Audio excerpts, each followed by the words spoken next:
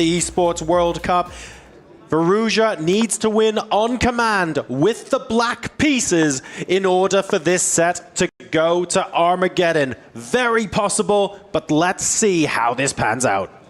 Magnus Carlsen, whenever he's happy with a draw with white, he opens with his king's pawn. It's just a fact, he knows his openings. It's so difficult to create winning chances with black. He tries the Sicilian Alireza Firouzja. He's met with the Alapin, the C3 Sicilian. This is something Magnus has used on multiple occasions, including in the World Cup final against Prague, when he just needed a draw with white. Firouzja, he needs something special now. And David, I know that the Alapin Sicilian is also one of your pet openings, something that you've employed so many times. Magnus Carlsen does it every time that he needs to shut down the game. Where do you think, approaching this as blacks, with the black pieces, will Alireza find his chances? What are the plans that he needs to put into place here? Yeah, I think steering away from some of the main lines is the key. There are a lot of forcing lines in this opening. That's why Magnus has gone for it. There's a lot of opening theory that leads to sterile equality, where you don't really get out into this game. You don't really maintain any winning chances. Okay, I was going to say, play something offbeat. Pawn to b6, we see the eval bar rise. That is very offbeat. Doesn't fight for the center, but I totally understand the reasoning for it. I was going to ask you, when you would play the Alapin, was there a move by black that you feared that perhaps Alireza could try? Pawn to d6 is the best move, but in terms of winning with black, I'm not so sure. Equalizing is normally the goal in chess with black, but not enough this time. b6, he just wants to fianchetto his bishop. Magnus might be forced to attack if Firouzja doesn't play in the center. Magnus is going to go on the front foot, but maybe that's not what he wants to do. And for white, one of the very key ideas is to go d4 in these positions. You want to get that center control, get the bishop out to c4, try attacking the knight as well. But Magnus, he takes a pause, so definitely b6, a surprise. So, Magnus Carlsen down on the clock. Okay, not by much, but it's so rare in this grand final, we might as well mention it when it happens. Alireza Firouzja, though, not looking just for an equal position. We need to win, remember. Pawn takes pawn in the center of the board. Firouzja looking like he wants to hopefully start building a little bit of clock advantage. Recaptures with the knight. And finally, Firouzja goes down to below 9 minutes. Still very, very early on in this game. Still just move 6, and both players definitely freestyling. Neither side has studied this one before, we can guarantee that. Knight takes pawn on d4. Normally you want a queen there, but Magnus senses the white knight will be very active. The white queen could jump out early in this scenario, and Firouzja needs to just trust himself. Make moves at this point. The bishop comes out quickly. I like the way he's handled this opening. I've got to say, Alireza, I think he'll get it some chances at some point. The black knight kicked back meanwhile, and the game goes on.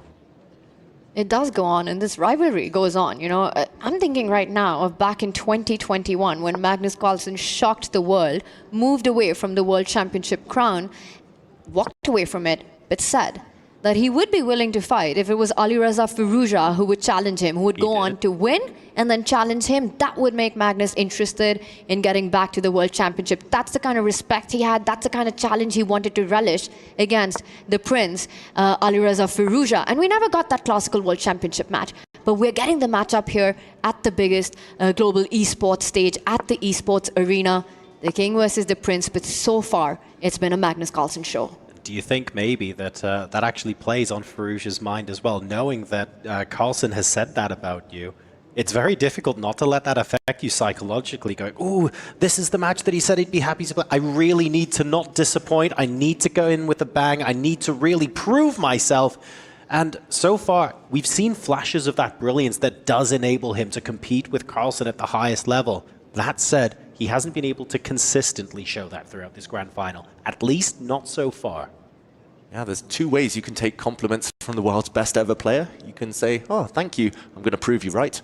Or you feel the pressure, you feel the expectation. And I mean, instinct-wise, we've seen it so many times. Firouzja digs himself out of trouble on the clock. That's because his instincts are just fantastic. And there we see Team Liquid and the fans looking happy right now.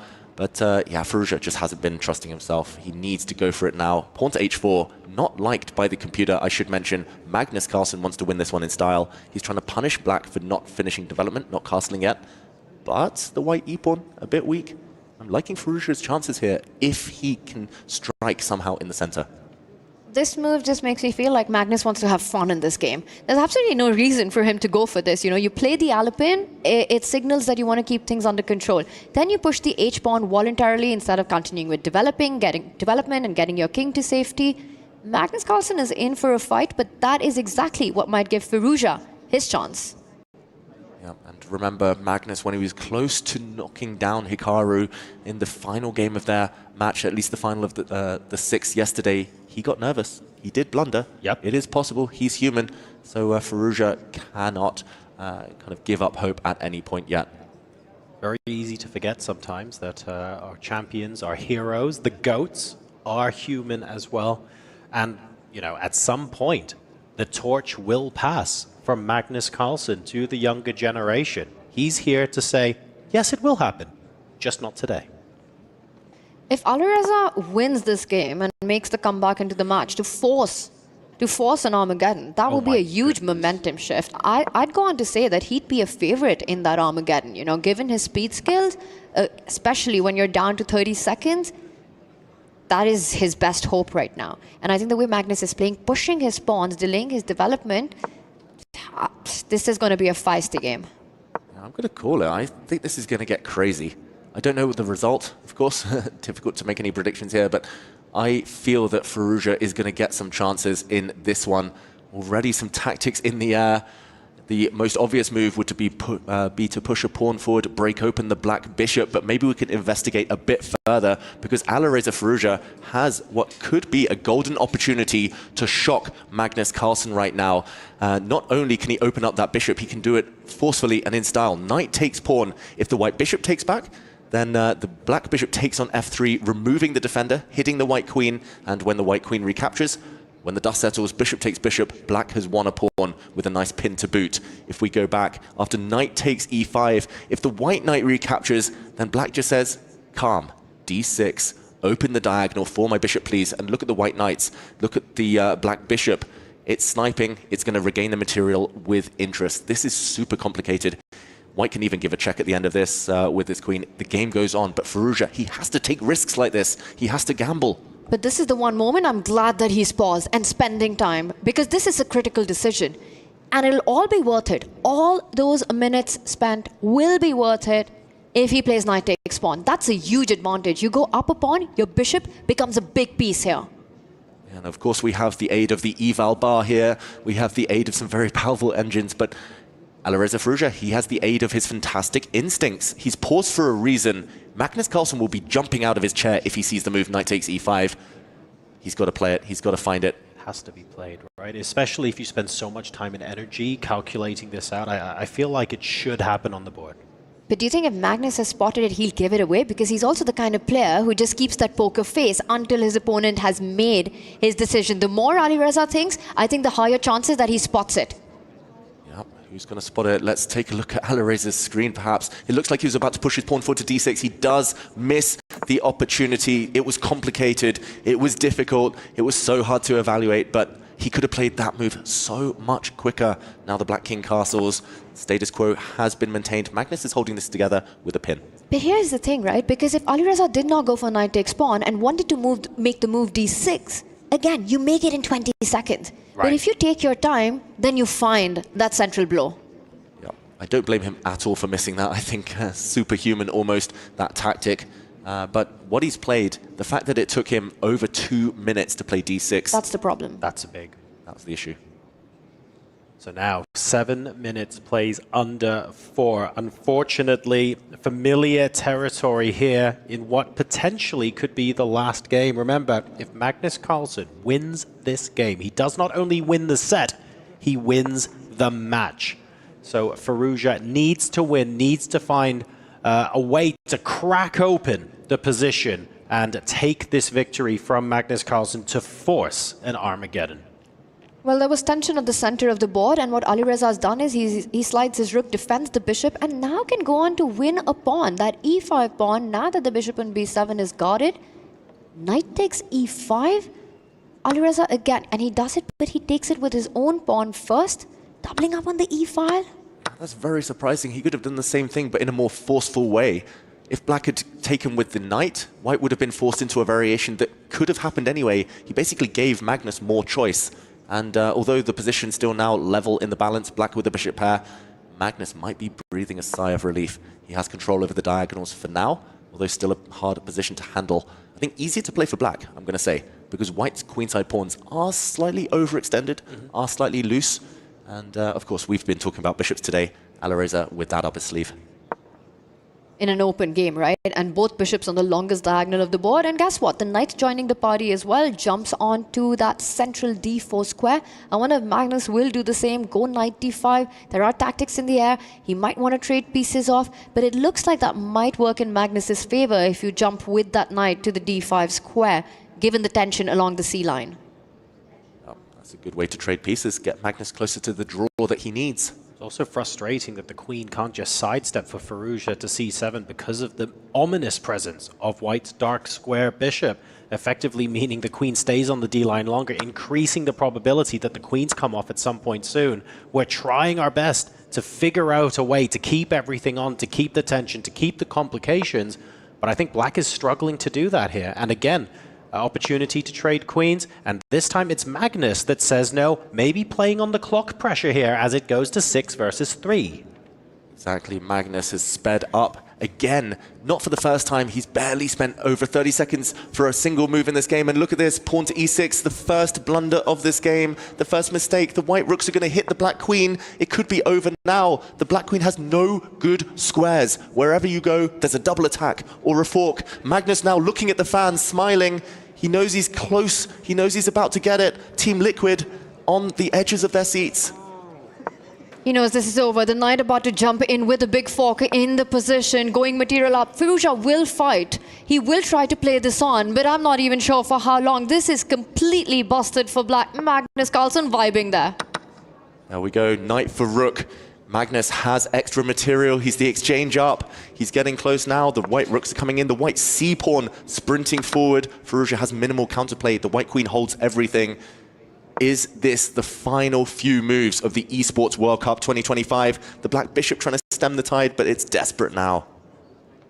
Desperation on Firouzja. Magnus there, he wants to put the finishing touches as quickly as possible, but the whole show, the whole match by Magnus has been dominant so far. This is absolutely incredible. Alireza Firouzja in a must-win situation. Magnus Carlsen had no business being this aggressive, gunning for this victory, but he only knows one mode. He truly has the heart of a champion, and he is displaying that here, saying, yes, I get that a draw is good enough, but here, watch what I can do. Well, here at the Esports World Cup, he knows only one mode. That is that when liquid flows, it drowns everything. Absolutely incredible stuff. Imperious from Magnus Carlsen, but it's not over yet. 5v2, material advantage. All the chips are stacked in his favor. Blunders can still happen. It is never over until it's over. He has to earn that full point. Everything is earned here. Magnus Carlsen looking up. He's in calculation mode, trying to figure out if he can force it here and now. But there must be a little bit of a ghost in his mind. There was a blunder in game one of this second set when he had a winning position, up on time, up on the board. So Magnus, that's why he's double checking everything. That's why he's slowed down slightly. The longer this game goes on, the more hope for Firouzja. It's just a challenge, staying alive. Remember, you make your own luck. You need to try and find a way to tempt Magnus into that mistake. Those mistakes do happen, but Firouzja needs to make it happen on command. Queens off the board, and victory looking that much more remote. And Magnus needs only a draw to win the match. He doesn't even need to win this game. He's completely winning. And look at this, the c-pawn now forcing its way through. We're going to see the final move of the tournament. Magnus Carlsen takes the victory. He wins game, set, and match against Team Falcons. Alireza Firouzja, Team Liquid will take home the 1,000 points for chess at the Esports World Cup. The GOAT reigns supreme, world #1, and now your Esports World Cup champion, Magnus Carlsen. Incredible stuff. What a performance by Magnus in the semi-finals, taking down Hikaru Nakamura in an epic battle. Comes in today, completely steals the show. You know, they say chess is a simple game. Two players play, Magnus Carlsen wins. This was absolute domination, and Team Liquid rises to the top, and the king stays on the top. Fans on their feet, incredible scenes in that arena. Quick action replay here of the final few moves, but ultimately Magnus had done the hard work. He won the exchange, he was already up in the match, he forced the queens off, later managed to push his pawn, and game over. Firouzja, unfortunately, helpless. Incredible stuff. I mean, start from finish, right? You think about set one, just everything he did, how he converted this, needing only a draw in this position. But you know what? He's just too good. He wins, goes on to win this game, a 3-1 victory in set two. What a performance. Just brilliant stuff by Magnus, taking down the world number 2. And finally, the firebrand, Alireza Firouzja.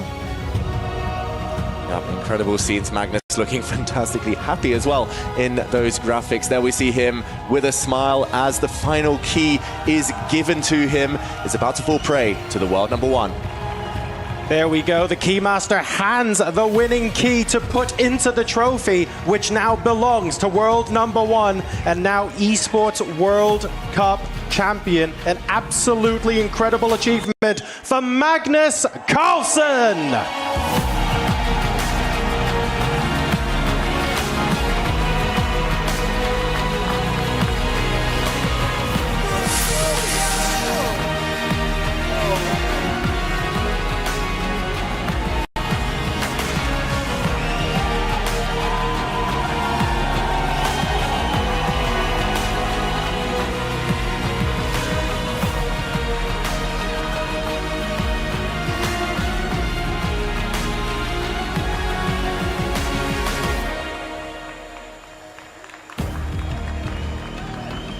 Ladies and gentlemen, the best player the world has ever seen. Team Liquid's Magnus Carlsen!